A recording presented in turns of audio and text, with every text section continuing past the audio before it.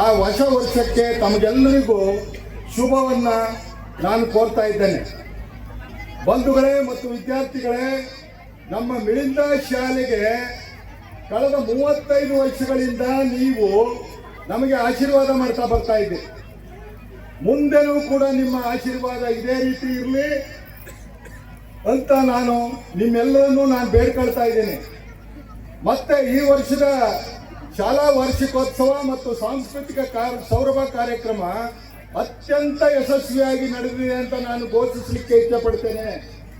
ಯಾಕೆ ಅಂತ ಹೇಳಿದ್ರೆ, ನಮ್ಮ ಸಿದ್ದೇಗೌಡರಂತೆಯವರು ಬಂದು ನಮ್ಮ ಪೋಷಕರು ಮತ್ತು ವಿದ್ಯಾರ್ಥಿಗಳಿಗೆ ಅದ್ಭುತವಾಗಿ ಈ ಶಾಲೆಯ ಮಕ್ಕಳ ತಂದೆಯ ರೂಪದಲ್ಲಿ ಬಂದು ಇಲ್ಲಿ ನಮ್ಮ ಮಕ್ಕಳಿಗೆ ಮತ್ತು ಪೋಷಕರಿಗೆ ಹಿತನುಡಿಗಳನ್ನು ಆಡಿದ್ದಾರೆ. ಅದು ಬಹಳ ವಿಶೇಷವಾದ ಕಾರ್ಯಕ್ರಮ ಅಂತ ನಾನು ತಿಳಿದಿದ್ದೇನೆ. ವಿಜಯಕುಮಾರ್ ಅವರು ಅವರ ತಂದೆಯ ನೆನಪಿಗೆ ಕಳೆದ 5 ವರ್ಷಗಳಿಂದ ನಗದು ಬಹುಮಾನವನ್ನು ಕೊಡ್ತಾ ಬರ್ತಾ ಇದ್ದಾರೆ. ಹೆಣ್ಣು ಮಕ್ಕಳಿಗೆ ಹೆಚ್ಚು ಅಂಕವನ್ನು ಪಡೆದ ಹೆಣ್ಣು ಮಕ್ಕಳಿಗೆ ನಗದು ಬಹುಮಾನವನ್ನು ಕೊಡ್ತಾ ಬರ್ತಾ ಇದ್ದಾರೆ. ಇದುವರೆಗೆ ಸುಮಾರು ವರ್ಷಗಳಿಂದ ಬಂದಿರಲಿಲ್ಲ.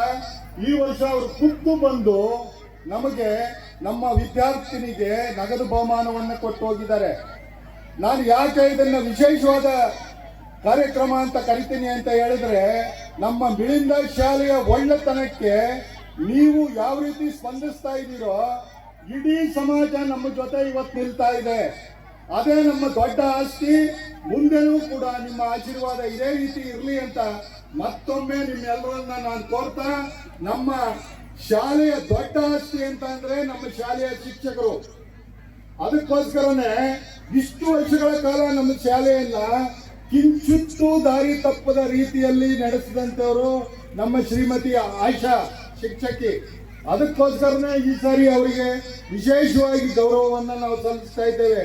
ಮತ್ತು ನಮ್ಮ ಶಾಲಾ ಸಿಬ್ಬಂದಿಗಳಿಗೆ, ಅಡಿಗೆ ಅವರಿಗೆ, ನಮ್ಮ ವಾಚ್ಮೆನ್ ಕುಟುಂಬಕ್ಕೆ ಮತ್ತು ಡ್ರೈವರ್ಗಳಿಗೆ ಎಲ್ಲರಿಗೂ ನಾವು ವಿಶೇಷವಾದ ಸನ್ಮಾನವನ್ನ, ಅಭಿನಂದನೆಯನ್ನ ಸಲ್ಲಿಸ್ತೇವೆ. ಯಾಕೆ ಅಂತ ಹೇಳಿದ್ರೆ, ಅವರೇ ಈ ಮಿಳಿಂದ ಶಾಲೆಯ ಆಧಾರ ಸ್ತಂಭಗಳು. ಆ ಕಾರಣಕ್ಕೋಸ್ಕರ ನಾನು ಮತ್ತೊಮ್ಮೆ ಹೇಳ್ತಾ ಇದ್ದೇನೆ, ಇದು ನಿಮ್ಮೆಲ್ಲರ ಶಾಲೆ. ಮಿಳಿಂದ ಶಾಲೆಯ ಅಧ್ಯಕ್ಷ ನಾನಾಗಿರ್ಬೋದು, ನೆಪಕ್ಕೆ ಅಷ್ಟೇ. ನಿಜವಾದ ಪೋಷಕರು ನೀವು.